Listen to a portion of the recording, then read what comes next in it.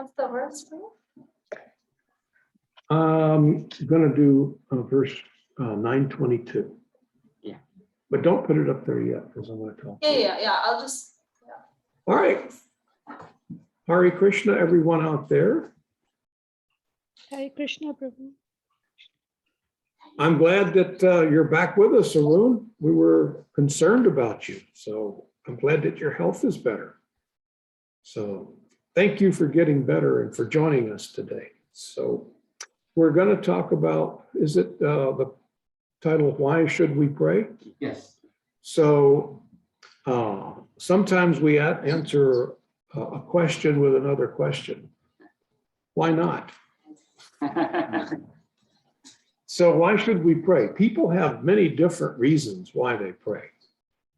And generally, it's because we want something, isn't it? I mean, that's a pretty universal thing. People say, God help me. Recording in progress. When they want something, they'll ask somebody, they'll ask God. Here we go. All right, let's just, Put the voice on there. all right, are we ready to proceed? Yes.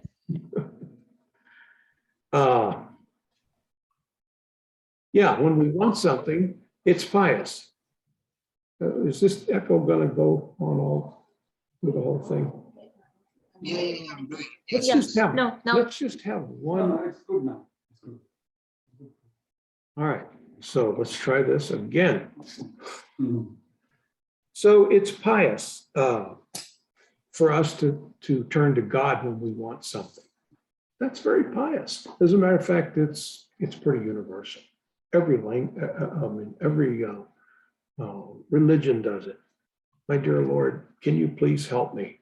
So this is very, very pious. So after living many, many lifetimes, if we can live many, many pious lives, after some point, we might actually get to know or develop some desire to get to know this Krishna, this God, the one who's been giving and giving and giving. My dear Lord, give me this. Give me daily bread. You see, that's how the Lord's Prayer in the Bible is. It's a very pious prayer. Our Father who art in heaven. So we're recognizing God who is in heaven. Our Father who art in heaven. I can't remember how it goes now, but thy kingdom come, thy will be done, thy kingdom come. So in other words, hallowed be thy name. Yeah. Thy will be done. In other words, I want your will to be done. That's very pious, you know. Whatever your will is, I want it to be done. And hallowed be thy name. So, but if we're going to hallow the name, that means worship the name, put glory to the name, we have to know what that name is. I mean, it would help. Some people would argue, no, you don't. You just say blessings to your name. But it would sure help if we knew a name, you see. So, hallowed be thy name, and so on and so on. Then it gets to, now give us this day our daily bread. Now this is all very pious. My dear Lord, give us our daily bread. Please feed me today. So after we come to some realization in spiritual development, we realize that God is the source of everything. He's the source of all sources. And therefore, he's been giving everything that we've received, always. As a matter of fact, those who don't even believe in him, he gives to them too. He's very impartial. It's like Prabhupada gives the example of the rain. When it rains, I noticed when I was coming up here and it started raining out on the North Shore, big rain is coming down. And so I looked, and out on the lake, out on Fort Loudon Lake, I could see the big gigantic lake, and it's raining like everything on the lake. So the lake doesn't need the rain. You You know, in this part of the world right now, the reservoirs are full. So it doesn't really need the rain. So it's raining on the grass. Grass needs it. And it's raining. So it's like Krishna's mercy is impartial like that. It's like the rain. So Krishna gives his mercy to everyone. But he's especially disposed to those who come to him in love. Now, some people could say, how can you say that he's impartial? And yet he's especially disposed to those who love him. Well, isn't that normal? How can I, if I'm God, and I have everyone and I love them equally and I'm giving equally, but those who are loving me are going to get some attention because they're right there. There may be the rest of them that don't even hardly recognize that I exist. They recognize that I exist in terms of an order supplier. Please give me, please send me this and send me that. So after some time, some experience with Krishna, we get to the point of where we may develop a little feeling of affection. And at that point, we're about to cross over into the bhakti zone. My dear Lord, I want to return this favor. You've always been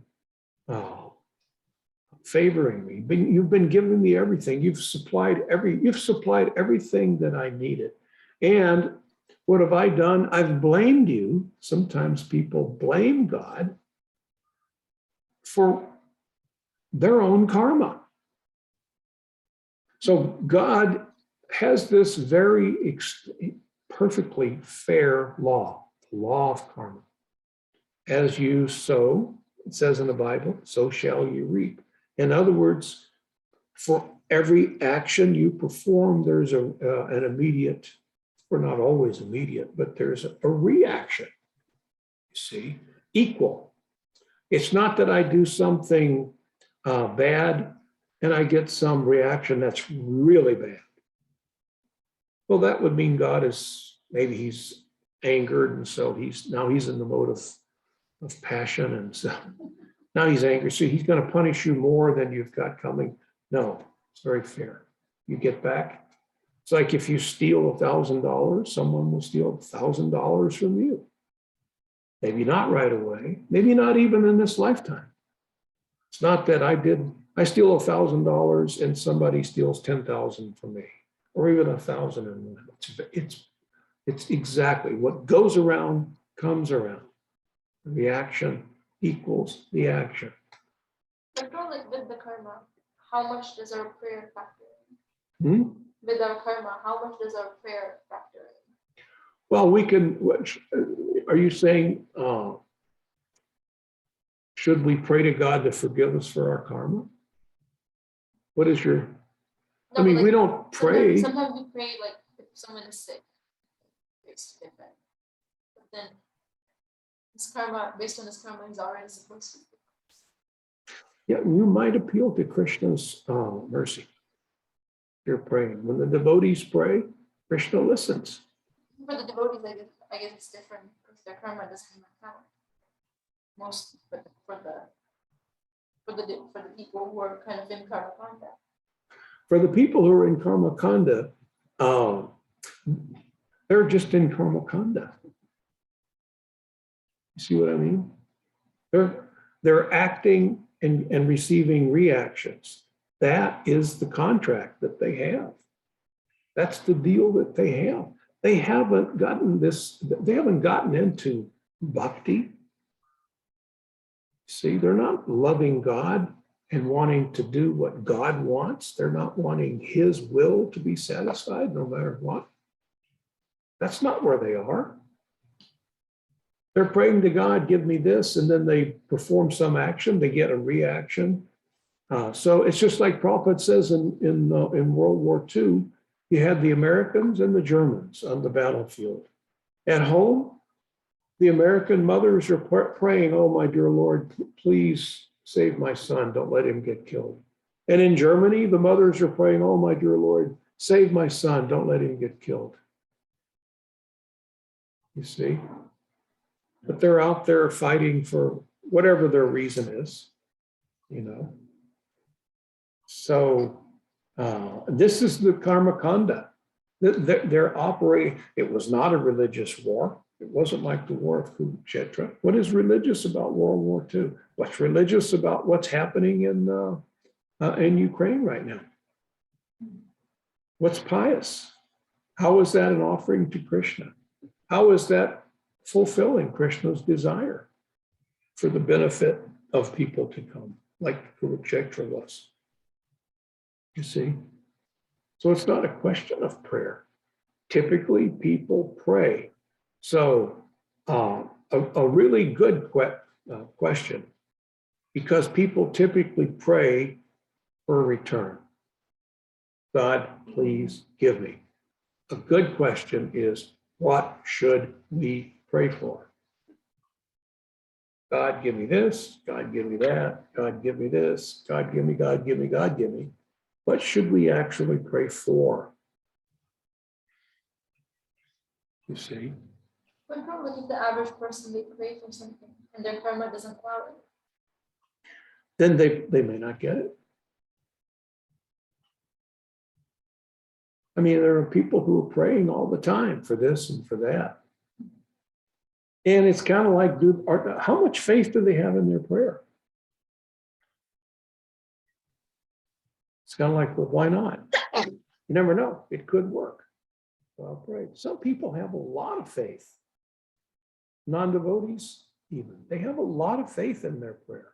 Maybe it reduces the karma. But those are the kind of people typically who are extremely faithful in God. Why they're living a life very much like bhakti. You see? I've heard some of the prayers. They were on the internet. Someone had published some prayers of nuns, you know. So these are people who are completely renounced. They have no position. They take nothing from themselves, and they have very, very wonderful prayers. People in India, like they just prayers through mind, and they offer a lot. Hardships, whatever they want, it's too much. So that's why God is pleased. Prayer also goes with offerings. The golden days, whatever the harvest they used to do in villages, they know they have to sacrifice and do to God. Used to do. Yeah, that's true. What did the gopis pray for? Krishna, having Krishna. They wanted to have Krishna present. We want your presence, Lord, and we want something to do that you want. You see, now this is real prayer. They never said, Krishna, give me, hey, Krishna, it's nice to meet you in the forest. Hey, have you got $100? Surely you do. Give me some gold. You see? So, but it's pious to ask God for money. It's very pious. But at some point, if we're going to leave this material world, if we're going to get off the merry-go-round of birth and death, we're going to have to start praying to Krishna that I want to do something that you want me to do. Now, why is that? Why is it like that? Because for me to get off this merry-go-round of continued birth and death, I've got to come back to my original position. That's what liberation is. I want to go home. That's what getting out of the cycle of continued birth and death is. I want to go home. I want to get out of this. It's like when you used to work in the office back before the pandemic. When the time came to go home, you were anticipating it, right? Thinking, oh, I'm ready to go. See, I mean, everybody's going to be trying to get out of the parking lot at the same time. Everybody's going to be trying to get on the freeway at the same time. You know, I want to go home. In other words, I want to leave this environment and go to my real environment. You see, home is the reality to you. Why, I'm only doing this work for some return. I'm doing this work so I can have my home. And that becomes my reality. Now that you're working from home, you're in this reality all the time. Even when you go out to the store, you know, you're thinking, I've got some stuff. I want to take my stuff home and produce a meal. Or I have some stuff to clean my house with, my home, my world. You see, some fertilize for my grass or my flowers, my garden, you see. So for us to leave this cycle of the unreal, illusory world, to go back home, I need to get back to my real element. I need to get back to reality. So the reality for the soul is that you are constantly engaged in doing your absolute best to serve Krishna, to please Krishna, to make him happy, to make him very happy, you see, because that's what gives you, it's not that you do it for the pleasure, but it gives you the greatest pleasure to please Krishna. I mean, we can imagine, what if Krishna looked at you? If you did something for him and he looked at you with this wonderful smile and said, that was wonderful, thank you so much. You see? Well, that would give you an ecstatic feeling. The ecstatic feeling. There is no ecstasy that can equal that. Now, until we get to that point, we're going to do some of that maybe. We're going to do some bhakti. We're going to do some pious activities for ourselves, you see. But we're working toward that point. That's what leaving this material world involves, giving up our self-interest. Now, to a materialist, that doesn't make any sense at all. To a materialist, he's thinking, well, if I give up my self-interest, then I don't have any stuff coming to me. Why, nobody's going to come and put it on my doorstep for me. I got to get out there and fight for mine. So that's the material consciousness. If we back up and realize, well, Krishna is the absolute source of everything, and I am his eternal part and parcel, and he's always given me everything that I've gotten, even if I say, well, I worked hard for my money. Well, where did the ability come from? Krishna says, I am the ability in man. So you and Krishna empowered you to do what it is that you did to get part of his energy, his material energy. You see? He empowered you. So he's always given. He's not a stingy fellow. You see? So we have to do some activity and associate with some people that can help us get back, maybe slowly, maybe quickly, whatever, get back to the consciousness that I want to serve Krishna. And that's all that I want to do. Now, I can do that and stay employed by offering my job. I offer my job. Some people say, well, what does that mean? I offer my job to Krishna. Well, if I'm going to be an engineer, for Krishna, that is an offering. If anything you're going to offer to Krishna, you offer the very best, right? It's like if you grow vegetables or fruits in the backyard, you're going to pick the very best ones to offer to Krishna, right? So whatever we offer to Krishna, we want it to be the very best. So if you're going to offer your job, your activity to Krishna, you're going to do it to your very best because you've got a personal relationship with Krishna. You fully understand that Krishna is with you. Krishna is empowering you anyway. The potency does not come from within us. The potency comes from Krishna. He is the energetic.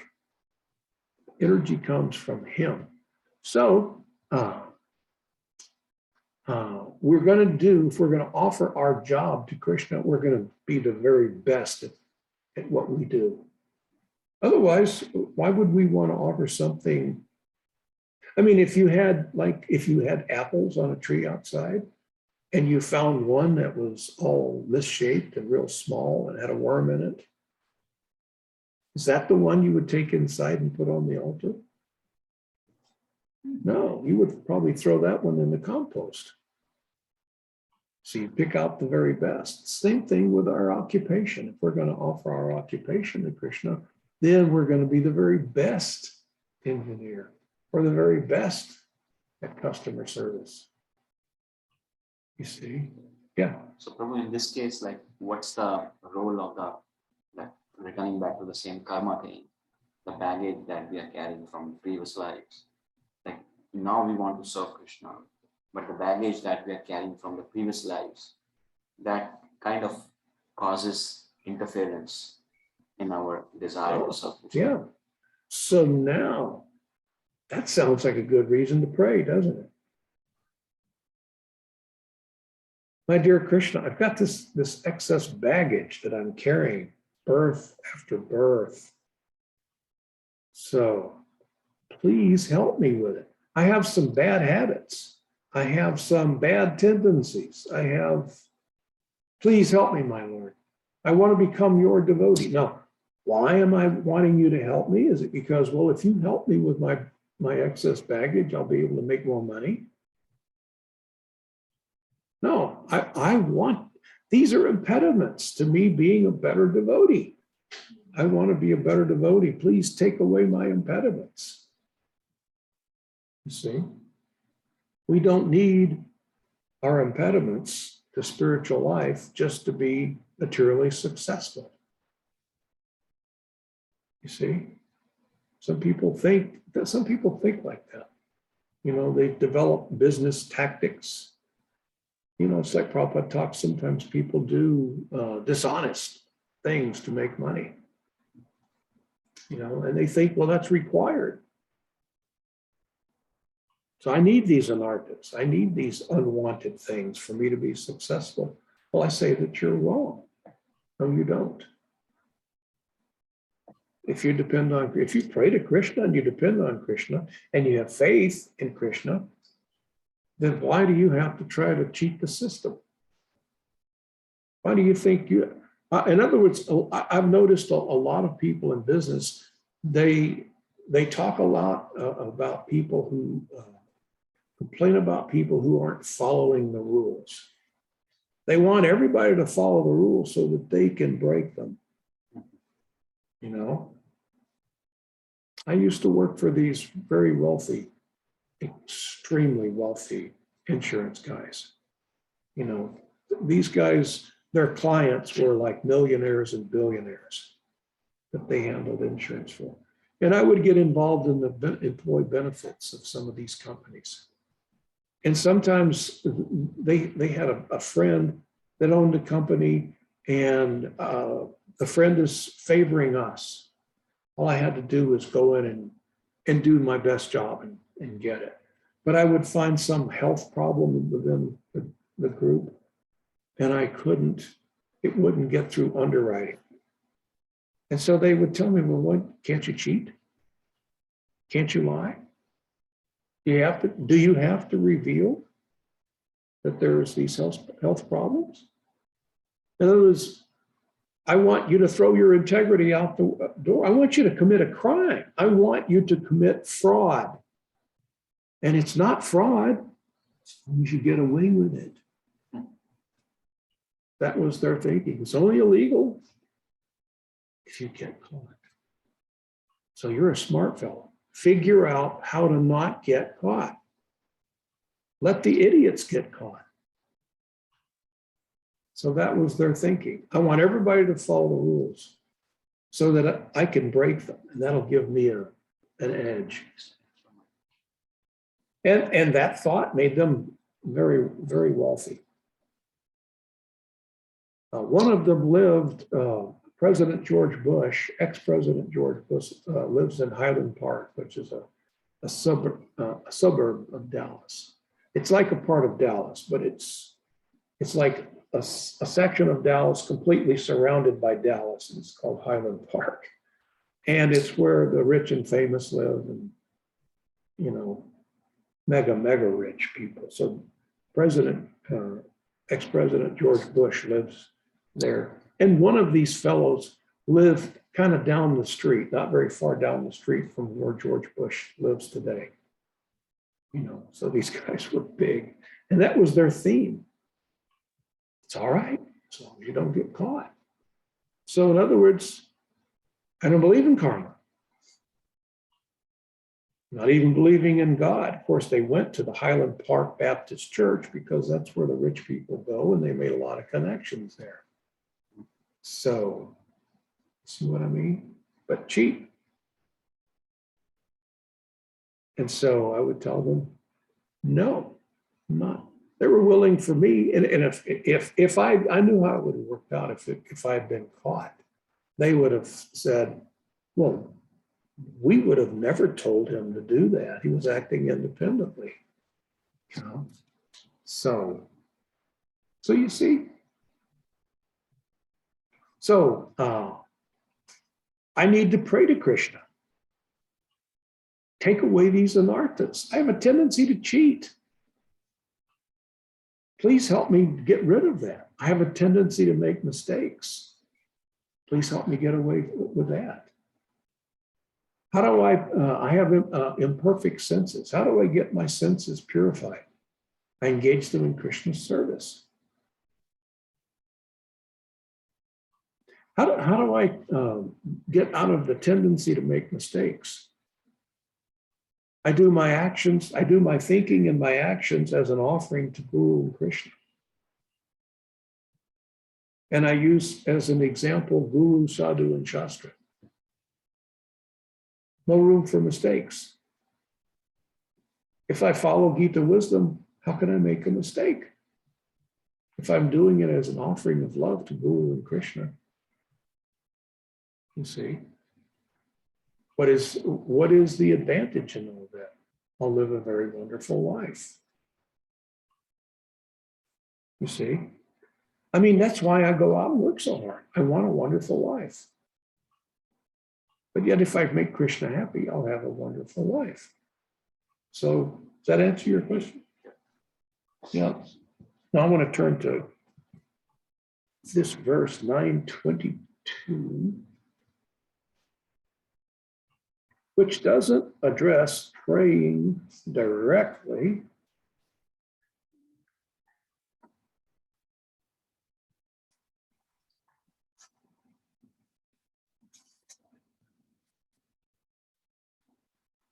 So Krishna says,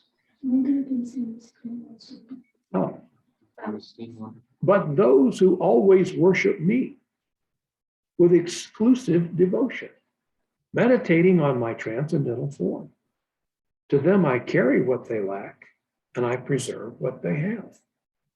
So if you slow down and read it and break it apart, read it slowly. What's Krishna saying? He starts out with saying, but those who always worship me with exclusive devotion. Now, what does he mean by exclusive devotion?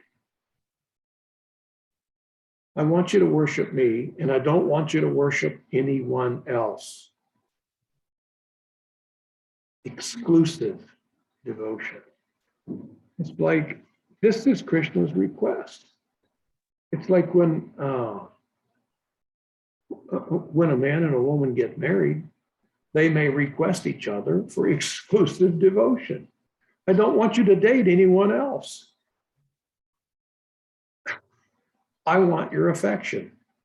I want your love. You see?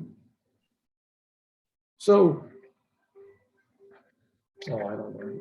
You see.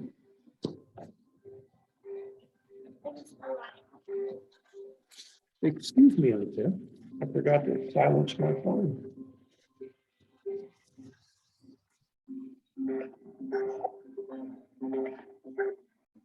Here. Sorry. It's like when two people are dating. They just met each other and they've gone on a couple of dates, maybe 2 or 3, whatever. At some point, they may decide, I really like you a whole lot. So they want to take the relationship to the next level. Can we be exclusive?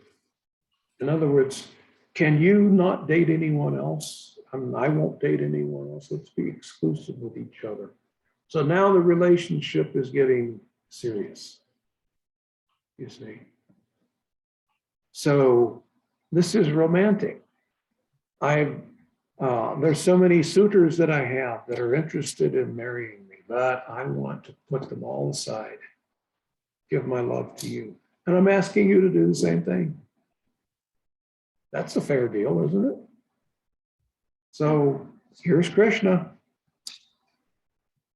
He's asking for the same thing. To those who always worship me with exclusive devotion, be devoted to me. If you want to worship all the others, demigods, whatever, then go do that. When you're ready to go to the next level with me, then give me exclusive devotion. Now, until then, you can pray this one, you can pray to that one, you can pray to me to give me, give me, give me. But when you're ready to take this relationship to the next level with exclusive devotion, meditating on my transcendental form, Krishna puts that right out there. I want you to meditate on my transcendental form, not the universe or the Brahm Jyoti, or no, my transcendental form, Krishna. I want you to meditate on it. I want you to think of me. I want you to see my transcendental form in your mind. I want you to have pictures of me, perhaps a murti, like that beautiful Krishna deity you have upstairs. This is what he's talking about. I want you to meditate on my transcendental form. If you'll give me exclusive devotion and meditate on my transcendental form, now here's the answer to all your prayers. I will carry what you lack and preserve what you have. In other words, I'm not going to charge you anything. I'll preserve everything you have. There is no charge. No shipping, no handling, no hidden fees, no membership, nothing. I preserve everything you have, and I'll carry what you lack. In other words, I will give you anything. I'm ready to give it to you before you've even thought about asking for it. You see? Now, this is going beyond prayer. This is the answer to that prayer. Hare Krishna, Krishna Krishna, Hare Hare, Hare Rama, Hare Rama, Rama Rama. My dear Lord, please engage me in your loving devotional service. Oh Krishna, oh energy of Krishna. Oh Radha, oh Krishna, please engage me in serving you with love. If you can do that, Krishna will answer that prayer. But He wants exclusivity. And he wants you to meditate on his beautiful form. That's a small price to pay for him to not charge you anything. Not going to take any money out of your pocket. And he's willing to give you anything. I will carry what you lack. Whatever you don't have, I will furnish. You see? Now, if it's some crooked billionaire that's making that promise, well, he's a cheater. Maybe he'll come through, maybe he won't. You know? But this promise is coming from Krishna, and you can, as they say, take it to the bank. Krishna is the bank. You see? So, why should we pray? We should pray to get to this level. We should pray. It's pious. Start out asking Krishna, please give me this, please give me that. Give me health, give me the promotion I'm working for. Give me. That's extremely pious. And then work up to the next level, and to the next level, and to the next level.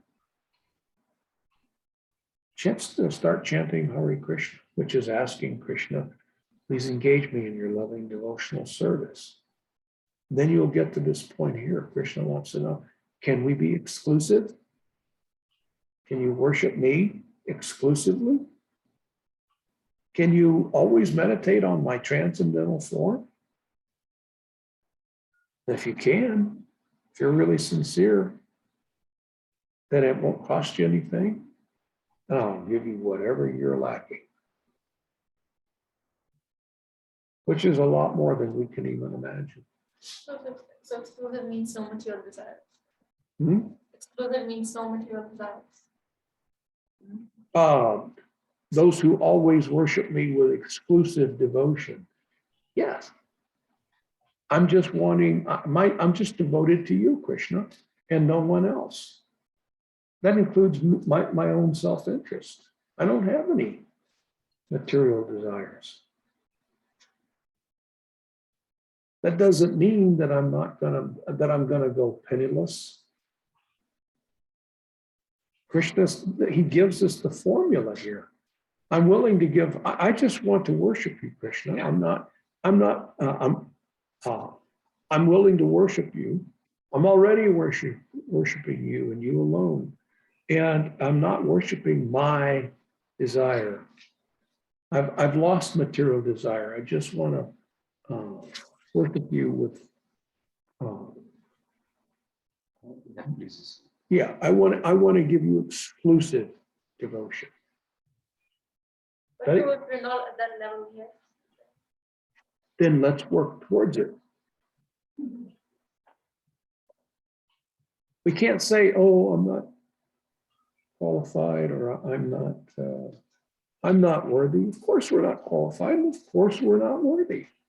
Yeah, sometimes like people see like I think that's from Krishna, so we are not that much fortunate. We are not that we don't have that much. But you're hearing it from Krishna. Yeah. These are just excuses. Yeah. Did you hear the contract here that Krishna's put on the table? He's not saying for those who worship me with exclusive devotion and who are fully qualified. I don't see that in the contract here.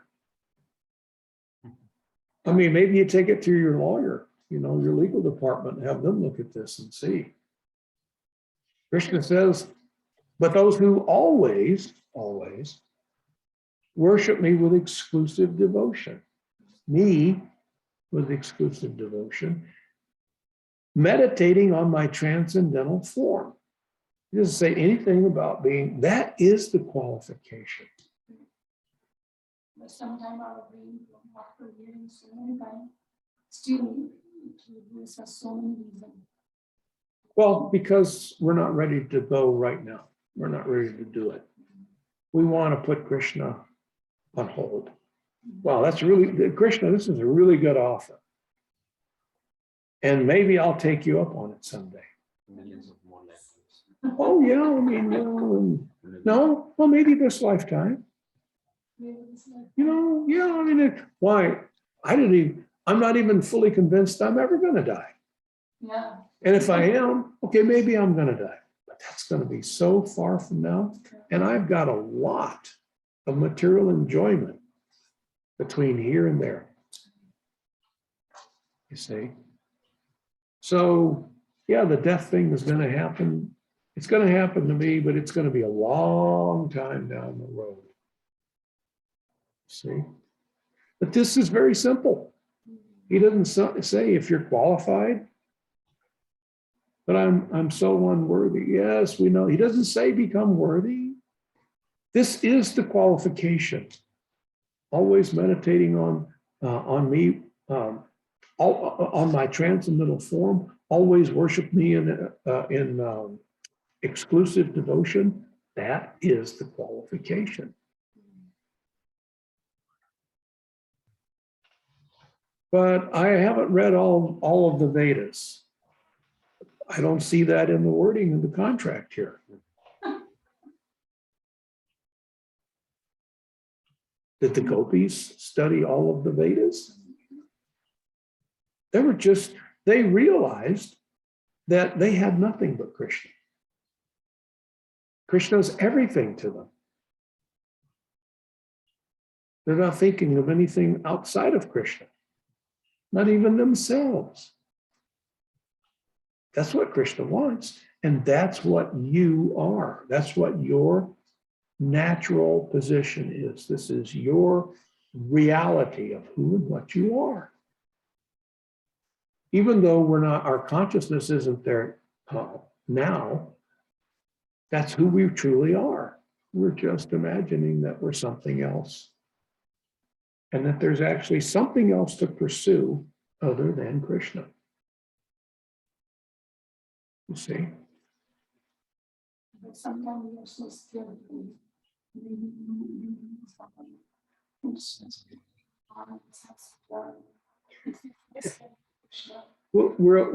We're attached, you know, and we're short-sighted. We can only see that which is right around us. You know, well, it takes a real leap of faith to go for Krishna and be fully meditating on him, you know, to have this exclusive devotion, you know, that takes a leap of faith. Yes, it takes faith. You have to invest the faith in Krishna. We have to have faith that this contract that he's giving us here, that he's going to live up to it. I mean, it sounds kind of too good to be true. You know, my mother used to say that if it sounds too good to be true, it probably is. It's too good to be true. Well, that doesn't apply to this. This is Krishna speaking. For those who always worship me with exclusive devotion. So he wants it always, he wants it exclusive. And he wants you to meditate on his personal, transcendental form. That's the deal. You do that, it won't cost you anything, I'll give you everything. Now, some people will argue, yeah, but if I do that, well, I'm not going to want anything. I'm not going to want $1 million. But you've got Krishna. You've got everything. You see? But I'm not going to want to struggle and get the new car and a bigger house and this and this and this and this and a new wardrobe. I'm not going to want that anymore. Well, because you're going to be so focused on Krishna, the reality of Krishna, that you're going to lose your taste for other things. Now, that is kind of scary to people. Because I'm thinking that for me to lose my desire is as bad as me to desire and not be able to get it. That sounds kind of foolish, doesn't it? I can see it. It would be painful to have intense material desires and you can't get them. You struggle, and you can't achieve the goal. That causes a lot of anxiety. But to lose the desire itself, how can that be bad? I just don't want it. I just want Krishna. He didn't lose anything. Krishna didn't take anything. You lost the desire. Why? Because you're focused on Krishna. Krishna doesn't have to artificially take away your desire. It's artificial that you desire anything other than Krishna anyway. There is nothing else to desire. He's the only desirable object. You see? I mean, and actually that's just, we can see logically. If we fully believe that there is a God and that this God is the source of everything, then bliss, pleasure, all that come from this source, this God. So then he is the only desirable object. Or should I desire something that comes from the source? Why not desire the source? Everything comes from there anyway. So sometimes it's hard for our minds to figure all that out, that if I get the source of everything, I have everything. But all I want is that source. Because within that is all the love, ananda, bliss, pleasure, peace, it's far, far more than I can imagine. So, any questions, comments? Like one may argue, like Krishna is making too many demands. Like, why not approach the devatas or demigods? Like, so how do you kind of see that? Because it's very short-lived, you know. I may go to the demigods and offer some puja. I'm wanting it's another business deal. I don't want Krishna's deal. I want another deal. You see, so I may go to a different source. It's not really the source. He's a middleman. You see, so I'll go to him and I'll make some deal. I'll do some puja, but it's very limited. And in that context, so we also have the gopis worshipping Devi Katyani for Krishna. And then we have Prachetas. They worship Lord Shiva, and Lord Shiva directed them towards Krishna. Right. So how do you how do you balance that out? Or we can approach them, but not for our material desires, but for Krishna. Is that something? So when Krishna becomes the chief desires, we'll do anything to get him. When he's the main of, when he's our chief desire, the center of our desires, we'll get him anywhere I can. Sometimes we are so scared, like when we desire anything, like we desire Krishna.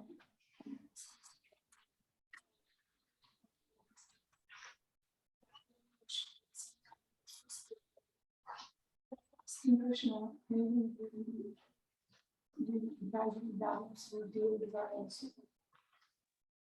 That will have what? Some material desire?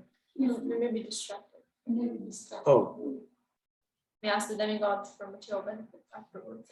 Well, there's an extremely high possibility that we'll get distracted. So there's a likelihood that we'll get distracted. And they forget, though, I'm doing all this just to have Krishna anyway. You see? Yeah, I mean, I don't know from this verse right here, which kind of sums, many verses do, but this kind of sums it up, what Krishna's asking from us and what he's offering. What's he offering? Everything. What does he want from you? Everything. So you give me everything, I'll give you everything. You give me your everything, I'll give you my everything. Well, his everything is much bigger than yours. See? So, but this sounds like the most fair deal. It's the easiest. Why? Because all you have to do to get this deal is to be yourself. This is who you normally are. You are a lover of Krishna. That's what you are. That's what you were for eternity before you came here to this material world. That's what you will be when you return to the spiritual sky. A lover of Krishna. Just be what you are. Stop being, let's rephrase it. Stop being what you're not. Stop trying to be what you're not.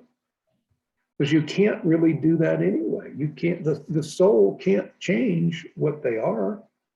They're unchangeable. The only thing you can do is get caught up in the illusory energy. You can imagine that you're a human being, or you're a squirrel, or you're an earthling, or a Martian. You can imagine it. And it's only a temporary thing. You can't do that for eternity. You see? Then you get caught up in material desires, material activities, action, reaction. See? You get caught up in that. And gee whiz, this isn't moving as fast as I want on the material platform. So maybe if I cheat a little bit, I can convince people that I'm an honest guy, but yet I cheat.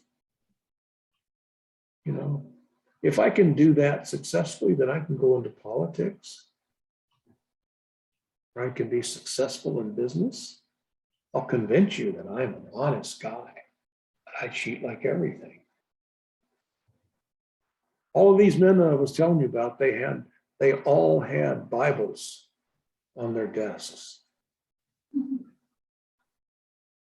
And I was with them for a while. I mean, I worked there for actually 2 years, I think I worked with them before I got out and did something else. It was kind of crazy to be in that world, you know, of the who's who, the rich and famous of Dallas, you know. And so when I was able to get out of there, but they had, and not just an ordinary Bible, they had these very expensive looking Bibles. And I never heard them ever talk about anything that was religious. Whenever we had time together, you know, they never talked about, they weren't interested in religious topics, you know. And so, and that's another risk, probably. If we have material openness, it's very easy to be distracted and diverted away from that spirituality. No, we don't. So how you doing? Like, no. that's a good Sweater point. out? These To put in persons the that I'm car? talking about were so rich. Did you get a sweater out for the well car? known No, not yet. in and To about be put town. in the car, so if Yeah. when we go out, you may need it. They rarely, they all have these incredibly palatial homes. Whose car? Your car. My car to home. Hardly, it's very Want a difficult to sweater? imagine. I didn't call And you. so the strange thing is they were rarely ever there. They left home early in the morning, Couple of minutes, yeah. had appointments here and there, lunches with billionaires, clients. and then cocktails after work with billionaire clients, other appointments, dinner with billionaire clients. You see, they got home late at night, took a few drinks, went to sleep, got up the next day and did it. On the weekend, they went on fishing trips, hunting trips, golf outings, conventions. They were rarely ever home. But they loved being famous and being wealthy and associating with famous people. You know, there were a lot of movies that were, at that time, I don't know if they still do it, but there were a lot of movies that were filmed in Dallas, you know, and some TV shows. And so these stars and people like that, producers and everything, became their clients.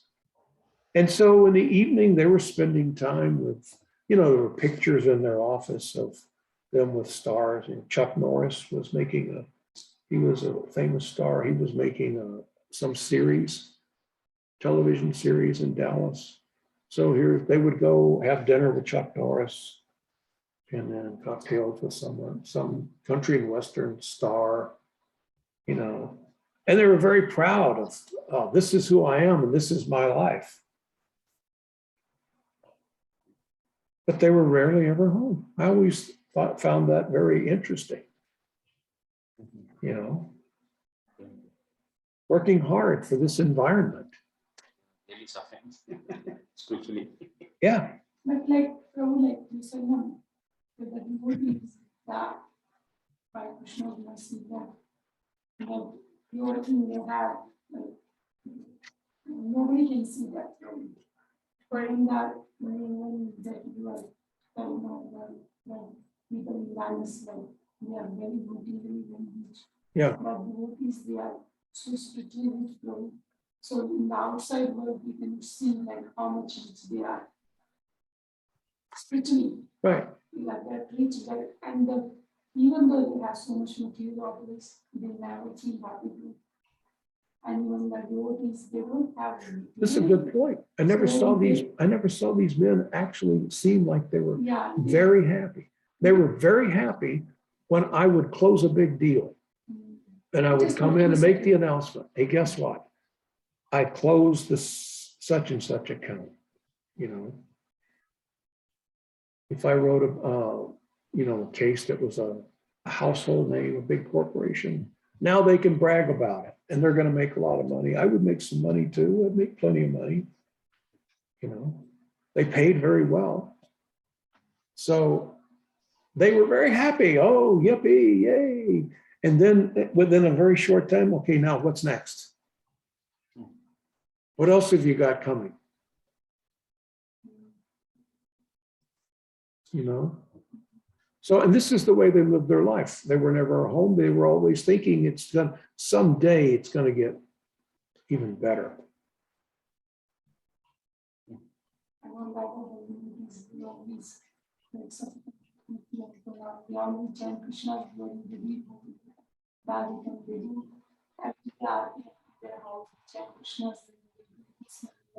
So auspicious to, even though they don't have any material opulence, so many things, but still whatever Well, they even have, if they do have material opulence, whether they have material opulence or not, no matter what, when the devotee gets around wealth, he's thinking, I want to take that and give it to Krishna. Somehow or other, I'd like to engage this house or this, whatever, this money. I'd like to engage that in serving Krishna. You see. So the devotee may be very wealthy, but he's not enchanted by it. Ambarish Prabhu is a good example. He's not enchanted by his billions, you know. I mean, he doesn't think of it as rubbish. I want to throw it all away. No, he's thinking, oh, I have this very nice facility to serve Guru and Krishna by being a billionaire, by giving so much. And And not only that, he uses his wealth to attract more wealth to give to Guru and Krishna. You will realize the maximum potential what money can do after some time. You won't feel that money is anything greater after some time. When I sold this US home, Prabhu, only that time my mind went circling. I was looking at, after I closed that US home, it used to stay in Falcon Point. I waited for 2 days to close and see the money. After there was nothing in it. People will realize, the billionaires, once after getting money, they will realize it's nothing. But only Well, I don't, there's many billionaires around who haven't realized that yet. They've got so much and they're thinking so much is yet to come. And I think they lose faith in everything,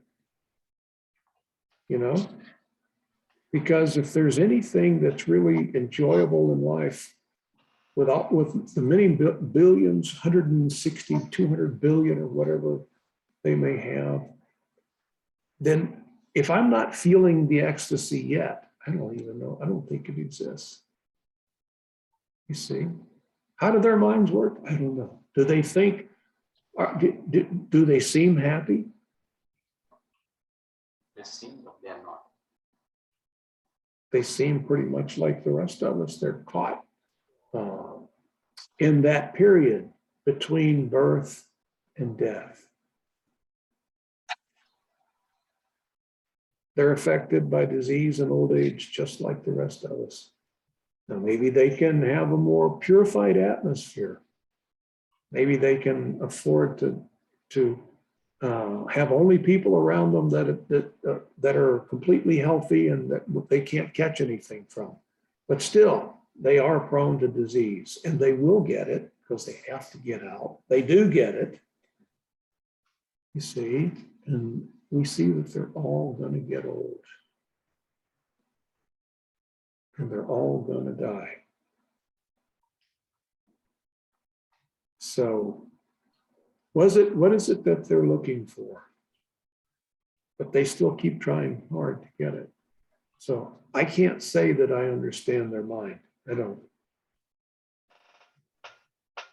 But Krishna says, I will give you everything. I'll cost you nothing, and I'll give you everything. But I want all of you. That's the deal. I want all of your devotion. I want exclusive devotion. I want you to think of me always. So for Indians who are coming from India, the biggest thing is security in this country. And after that, I don't think there's really anyone hardly going out and enjoying or anything else. The security, the trial, the people. So in other words, when I was home in India, I didn't have very much. Maybe just a little sabji, some roti, some rice, some dal. So now that I'm in America, I can only, when I was at home, I could eat a bowl of dal, a bowl of rice, 3 roti, and a bowl of sabji. And that's all I could get. I had to work hard to get that.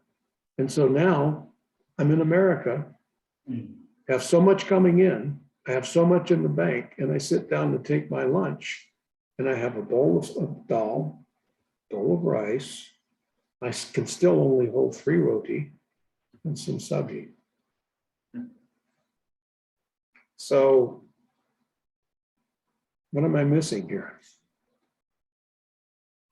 But you could say, well, but I have the guarantee that I can have sabji tomorrow and rice and dal and roti tomorrow. Well, no, you don't, because the banks could close down in a heartbeat. If the banks close down, where's your gold? Where is it right now anyway? It's on a computer screen. You've got a computer, when you dial into your account, put in your password, then on the screen, it'll give you some numbers and you say, oh, look how much gold I have. If that's gone, you realize I never had anything. It's gone. See, we can see how delicate the balance is of this material world. We're seeing it more and more. Since this pandemic, we see that things can disappear from the shelves. Even if you say, but I've got billions of dollars. The store says, yes, but I still have no toilet paper for you. Or you say, but hey, look, I came to buy rice. You have no rice. I'll give you $1,000 for a bag of rice. I don't have rice. When will you get it? I don't know. And then on your way out, you think, well, I don't have rice, but at least let me get some dal. You know, I passed it on the way in to get the rice. So on the way out, I'll get the dal. And then you get there and it's sold out now. So that's gone too. Doesn't matter how wealthy you are. You're a small part of what's going on. And it's a delicate balance. Then we have the war in the Ukraine. So many things are chips because of the sickness, the disease in China. Cost of cars went high, cost of housing went high. We don't know what's going to disappear off the shelf. We have no control. We have no input. You're completely under the control of what's going on out there. And that's it. And at any time, the computer can go blank. The internet can disappear just like that. Sometimes they shut the internet down. Some countries shut it all down. If the internet goes down and they turn off the phones because they may need to because of security or whatever, if there's war, then you've got no way to communicate. You've got nothing except what you've got growing in the backyard. So we're working hard and we have faith in the material energy. I have faith that when I turn on my computer, the numbers will be there and I'll feel so good. So where's our faith? Where is our devotion? Krishna says, I want it. You see? I want that. I want what you're giving the material world. I want the devotion that you're giving your bank. We give money to the bank. We trust the bank is going to, well, they're always going to be there. They're an A+ rated company. I'm giving a lot of faith. Krishna wants that faith. You see? So he's kind of driving a hard bargain. Yeah, I want all of you. I want your love. I want your faith. I want your devotion. So like one question that can come up very quickly, like, so how, as devotees of the Lord, how we should be, like, what should be our attitude in this kind of situation, which unknowingly or unknowingly always keeps haunting us, even we don't want to be involved in that. So as devotees, Prabhu, like what should be our attitude towards this chaos in the material world? We should remain equipoised, equipositioned. It may do this and it may do that. Why should that affect me? I mean, it can't affect me anyway. I'm part and parcel of Krishna. I'm a part of the real eternal spiritual world. Me, the Jivatma. Now this world may explode. There may be a nova. The sun may explode and burn us all up. But that's gonna destroy my body, but it's not gonna change me at all. It might even be good for me. Now I don't have anything to be attached to. Maybe I'll have a moment where I can think of Krishna when it flashes and go back home, back to Godhead. Maybe.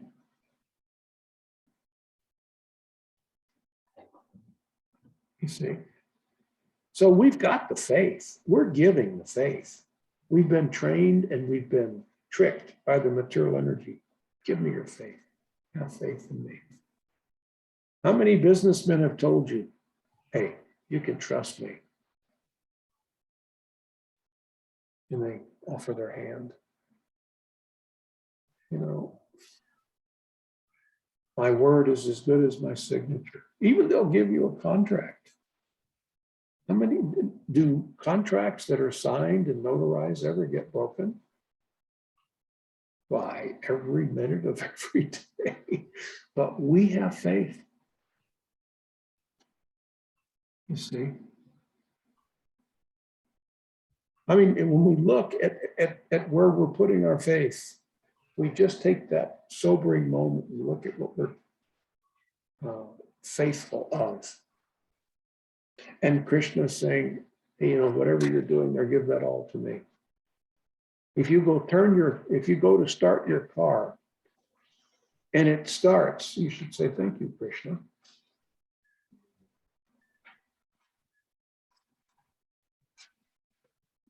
What about if you remember something?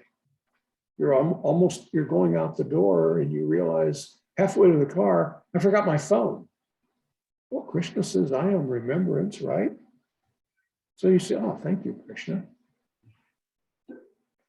Put it into him. We'll make it a habit. Put it into him. I have faith in you, Krishna.